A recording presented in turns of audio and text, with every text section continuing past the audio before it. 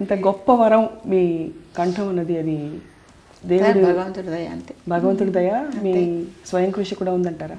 అది by birth gift అండి. స్వయం కృషి అంటూ ఏమీ ఇంట్లో ప్రాక్టీస్ కానీ ఏమీ లేదు. నేర్చుకోవడం ప్రాక్టీస్ అట్లాంటివి ఏం లేవు.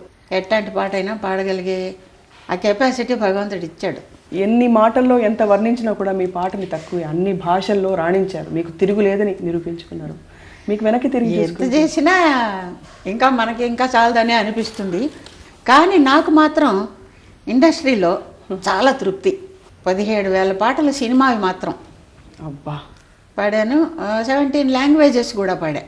చాలా మంచి పాటలు, మలయాళం, తెలుగు, కన్నడం, తమిళ్ అన్నీ కూడా బ్యూటిఫుల్ సాంగ్స్ పాడు. ఒరియాలో కూడా చాలా మంచి పాటలు పాడాను. స్వతహాగా మిమ్మల్ని చూస్తుంటే అలా భక్తి ఉట్టిపడుతూ ఉంటుంది. చూసేవారికి కూడా ఒక సరస్వతి స్వరూపాన్ని చూసినట్టు అనిపిస్తుంది. కానీ మీరు పాడేటప్పుడు మాత్రం అన్ని బాణీల పాటలు అంత అవలీలగా పాడారు. ఎలా సాధ్యమైందంటారు మీకు? గొంతులో ఆటోమేటిక్గా సంగతులు అట్ట పలుకుతాయి అనమాట. అంతే, మనం పలికించి కష్టపడి ఏమీ లేదు, ఆటోమేటిక్గా వస్తుంది.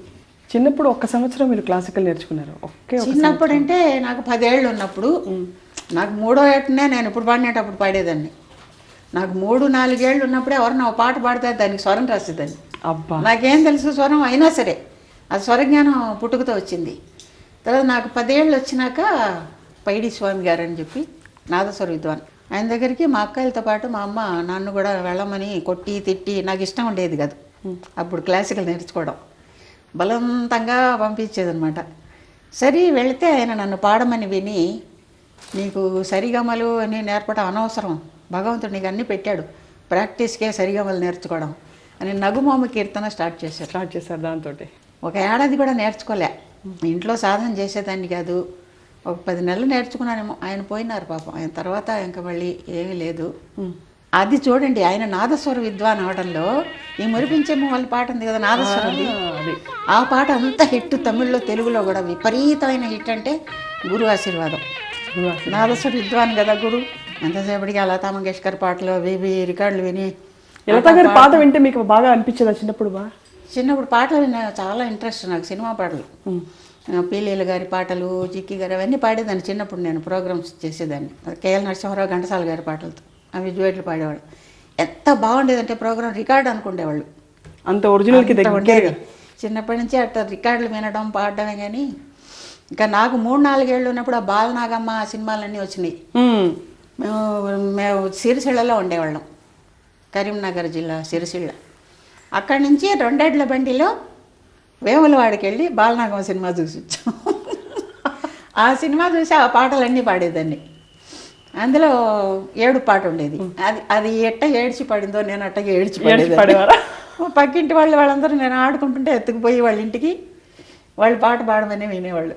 ఆ ఏడుపు నేను ఎట్ట ఏడుస్తానని వాళ్ళకి ఇంట్రెస్ట్ అనమాట. నగుమోము కాకుండా ఇంకా కీర్తనలు మీరు నేర్చుకున్నారు కదా? ఏవో నేర్చుకున్నాను. కద్దను వారికి ఏవో కొన్ని చెప్పారు, ఏం గుర్తులేవు. నేను పాడుకుంటేదాన్ని కాదు ఇంట్లో.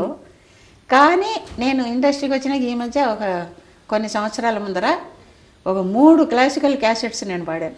ప్రధానంగా ఏమైనా తేడా గమనిస్తారమ్మా పాడుతున్నప్పుడు? మీరు క్లాసికల్ పాడడానికి మామూలు పాట పాడడానికి చాలా డిఫరెన్స్ ఉంది కదా. క్లాసికల్గానే పాడాలి, లైట్గానే పాడాలి. అంటే క్లాసికల్ అంటే గొంతు మనకి అదే గొంతు, గొంతులో ఏం తేడా ఉండదు. భగవంతుడు ఇచ్చింది ఒకటే గొంతు మనకి. పాడే పద్ధతిలో ఒక్కొక్క పాటకు తగ్గట్టు ఆ మాడ్యులేషన్స్, ఎక్స్ప్రెషన్స్ వస్తుంది. డైమండ్ రాణి గులాబీ బుగ్గనీదే, ఈ పాట పాడినప్పుడు అట్టగే పాడాలి. మనసా తుళ్ళి పడకే అతిగా ఆశ పడకే, అది పాడినప్పుడు అదిగానే పాడాలి. బాల కనకమయ చేల సుజన పరిపాల, ఇది పాడినప్పుడు క్లాసికల్గానే పాడాలి. కానీ గొంతు ఒకటే కదా.